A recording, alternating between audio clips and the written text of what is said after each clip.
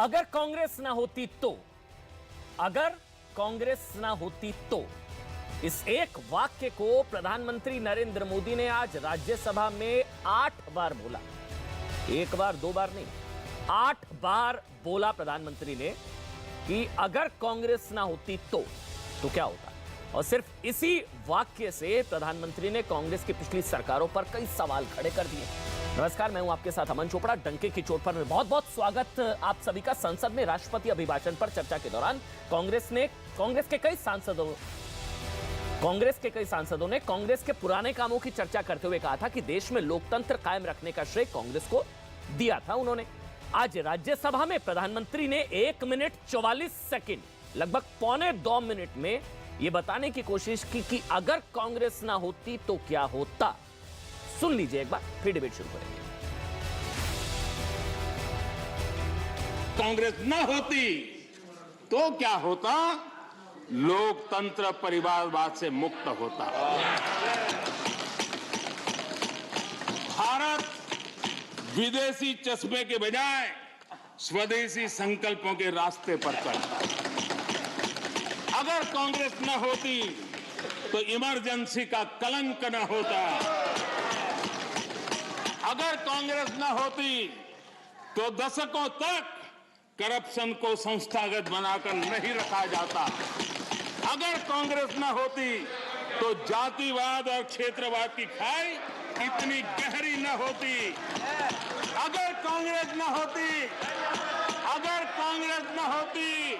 तो सिखों का नरसंहार न होता। सिखों का नरसंहार न होता।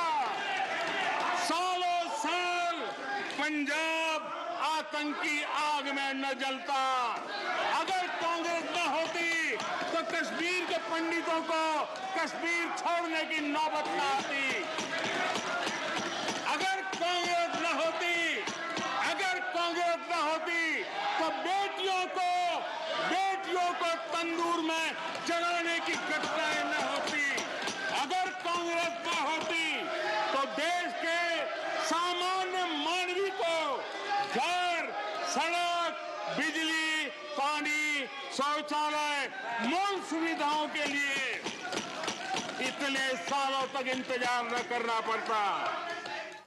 लेकिन आपको बता दें, प्रधानमंत्री नरेंद्र मोदी इतने पर ही नहीं रुके। उन्होंने कांग्रेस पर हमला करते हुए यहां तक कह दिया कि कांग्रेस की सोच को अर्बन नक्सलियों ने हाईजैक कर लिया है। यह बहुत बड़ा हमला आज प्रधानमंत्री नरेंद्र मोदी का। कल कहा था टुकड़े टुकड़े गैंग की लीडर कांग्रेस, और आज प्रधानमंत्री ने कहा कि अर्बन नक्सलियों में फंस गई है कांग्रेस। सुनिए एक बार।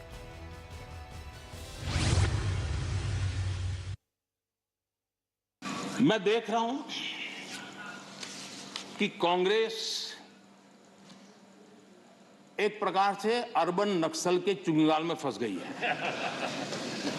उनकी पूरी सोचने के तरीकों को अर्बन नक्सलों ने कब्जा कर लिया है और इसलिए उनकी सारी सोच गतिविधि डिस्ट्रक्टिव बन गई है और देश के लिए चिंता का विषय। बड़ी गंभीरता से सोचना पड़ेगा।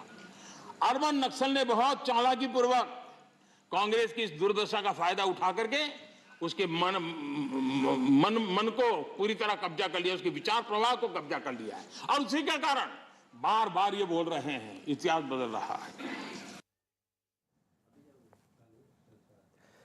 और साथ ही आपको बता दें, प्रधानमंत्री नरेंद्र मोदी ने इसके बाद आज कांग्रेस को लोकतंत्र का पाठ भी पढ़ा है। राज्यसभा में उन्होंने कहा कि करीब करीब 100 बार राष्ट्रपति शासन लाकर चुनी हुई राज्य सरकारों को उखाड़कर फेंक दिया।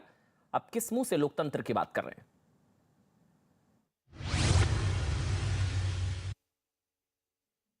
करीब करीब 100 बार राष्ट्रपति शासन ला करके राज्य सरकार, चुनी हुई राज्य सरकारों को उखाड़ के फेंक दिया। आप किस मुंह से बातें कर रहे हो?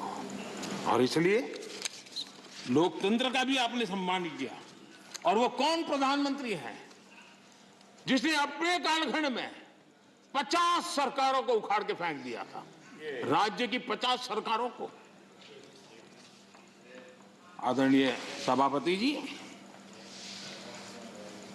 इन सारे विषयों के जवाब हर हिंदुस्तानी जानता है और उसी की सजा आज उनको भुगतनी पड़ रही है। देश उनको स्वीकार कर लेता है। और इन तमाम आरोपों के जवाब देने के लिए कांग्रेस पार्टी से सुप्रिया श्रीनेत जी इस वक्त हमारे साथ हैं। हमारे साथ अजय आलोक हैं जेडीयू से, हमारे साथ राजीव जेटली भारतीय जनता पार्टी का पक्ष रखेंगे और साथ ही हमारे साथ शिवसेना से आनंद जी भी हैं, आनंद दुबे, क्योंकि जो आरोप लगाया गया कि कोरोना काल में लोगों ने मजदूरों को भड़काया और वो सारी चीजें जो आरोप है उसका भी जवाब हम लेंगे। शुरुआत आपसे सुप्रिया जी, कांग्रेस ना होती तो इमरजेंसी का कलंक ना होता, सिखों का नरसंहार ना होता, पंडितों का पलायन ना होता, बेटियों को तंदूर में जलाया ना होता। सुप्रिया श्रीनेत। नमस्कार आपको और को पैनलिस्ट को। मुझे हर बार लगता है, और इस पे तो मोदी जी की दाद देनी पड़ेगी, हर बार लगता है कि वो इससे घटिया और इससे ज्यादा नहीं गिर सकते और वो हमारी सोच को जुटला देते हैं, वो उससे ज्यादा गिर कर दिखाते हैं। जिस सदन में मोदी जी बोल रहे थे, अगर कांग्रेस ना रहती तो ये काउंसिल ऑफ स्टेट्स राज्यसभा नहीं होती, ये काउंसिल ऑफ प्रिंसेस होते और वहां पर राजा महाराजा बैठे होते। जिस संविधान के तहत वो बोल रहे थे वो बाबा साहब का संविधान ना होता। जिस गांधी के सामने उनको नाक रगड़ के सर झुकाना पड़ता है जबकि उनके हत्यारों के जय जयकार करने वालों के साथ वो खड़े रहते हैं, वो बापू के आदर्श जीवित ना होते।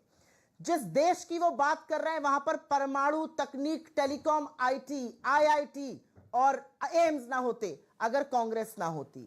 अगर कांग्रेस ना होती तो पाकिस्तान के दो टुकड़े कर कर उसको विभाजित कर कर विश्व का भूगोल ना बदला होता।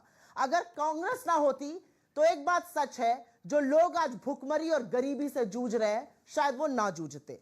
आपने मुझसे एक सवाल पूछा, मैं 30 सेकंड टाइम लेकर उसका एक और जवाब देना चाहती हूं। काउंटर आर्ग्यूमेंट, काउंटर आर्ग्यूमेंट इतना है कि लोकतंत्र की दाद देने वाले मोदी जी लोकतंत्र की हत्या करने वाले आप हैं। आपको तो 21 साल की एक लड़की से जब वो कहती है कि आपके खिलाफ प्रदर्शन करती है तो डर लगता है। आपको तो डर उस पत्रकार से लगता है जो दिखाता है कि मिर्जापुर में बच्चों को नमक रोटी दिया जा रहा है।